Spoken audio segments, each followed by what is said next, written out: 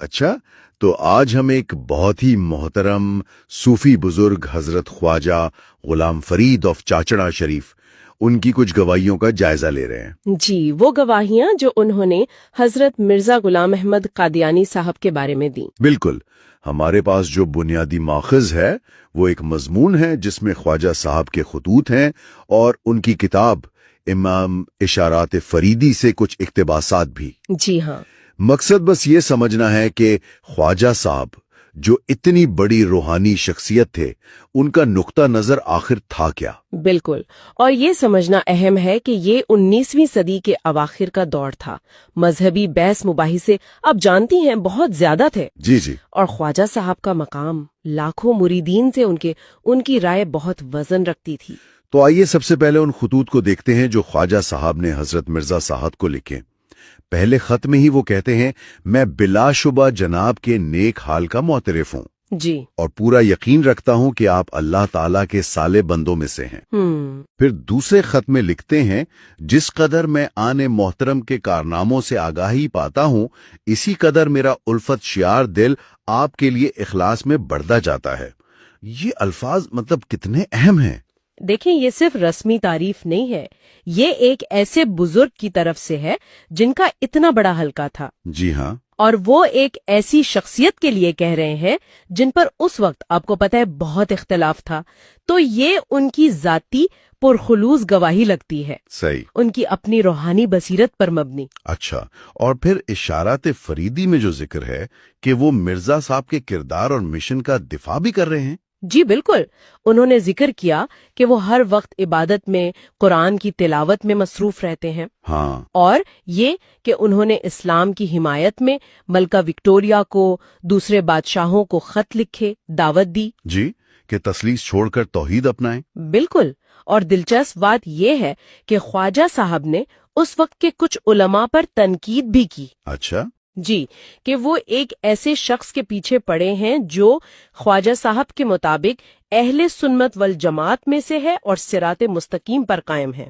یہ بہت بڑی بات ہے، انہیں اہل سنت والجماعت قرار دینا۔ بہت بڑی بات، خاص طور پر اس ماحول میں جب کئی علماء انہیں دائرہ اسلام سے خارج قرار دینے پر تلے ہوئے تھے۔ صحیح، اور پھر انہوں نے مرزا صاحب کی عربی تحریروں کی بھی تعریف کی، کہا کہ یہ کلام انسانی طاقتوں سے بالا ہے، معرف و حقائق سے بھرا ہوا ہے، یعنی علمی اور روحانی دونوں لحاظ سے تعریف کی۔ جی بالکل، ایک مکمل تائید نظر آتی ہے۔ پھر ایک اور اہم گواہی ہے رمضان میں چاند اور سورج گرہن والی۔ جی، 1894 کا واقعہ۔ ہاں، خواجہ صاحب نے حدیث دارت قطنی کا حوالہ دیا، کہا کہ یہ نشان مہدی کی سچائی کے لیے ہیں اور یہ پورے ہو گئے۔ اور انہوں نے مرزا صاحب کی تشریح کو بھی درست مانا۔ جی، کہ حدیث میں گرہن کی راتوں میں سے پہلی رات یعنی 13ویں اور دنوں میں سے درمیانہ دن یعنی 28واں مراد ہے۔ دیکھیے، یہ صرف فلکیاتی واقعہ نہیں تھا، خواجہ صاحب اس سے مہدی کے دعوے کی تائید میں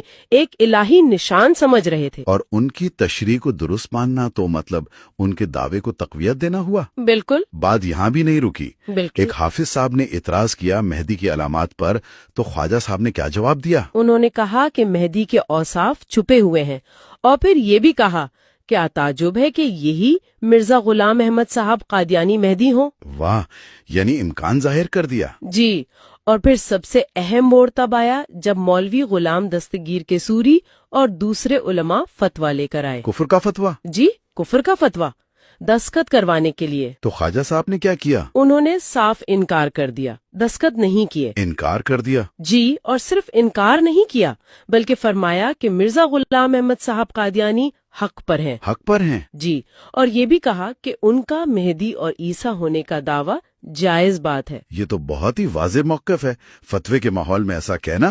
بالکل، یہ اس وقت کی جو غالب رائے تھی علماء کی، اس کے بالکل خلاف ایک جرأت مندانہ موقف تھا، یہ ان کی ذاتی پرکھ تھی۔ اور یہ ساری باتیں ہمیں یاد رکھنا چاہیے، اشارات فریدی جلد سوم میں درج ہیں، جسے مولانا رکن الدین نے مرتب کیا۔ جی، اور خواجہ صاحب نے اپنی زندگی میں اسے سنا اور منظور بھی کیا۔ ہاں، البتہ بعد میں کچھ اردو تراجم سے ان حصوں کو نکالا بھی گیا، یہ ایک الگ بحث ہے۔ جی، وہ تاریخ کا ایک اور پہلو ہے کہ کس طرح شواہد وقت کے ساتھ متنازعہ بن جاتے ہیں یا ان کی تشریحات بدل جاتی ہیں۔ تو خلاصہ کیا نکلتا ہے؟ یہی کہ دستیاب ریکارڈ کے مطابق ایک بہت ہی محترم صوفی بزرگ خواجہ غلام فرید رحم اللہ نے حضرت مرزا غلام احمد صاحب کی سچائی، ان کے کردار، ان کی تحریروں اور ان کے دعووں کی بڑی واضح تائید کی۔ جی بالکل۔ اور ایک آخری نقطہ شاید سوچنے کے لیے چھوڑا جا سکتا ہے۔ جی فرمائیے۔ کہ ایسی تاریخی تائیدات، خاص طور پر وہ جو بعد میں متنازع ہو گئیں، ان کا مطالعہ ہمیں کیا سکھاتا ہے؟ اچھا، یعنی تاریخ کو کیسے سمجھا جائے اور ان شخصیات کو کیسے دیکھا جائے جنہوں نے شاید روایتی سوچ سے ہٹ کر کوئی راستہ اپنایا ہو۔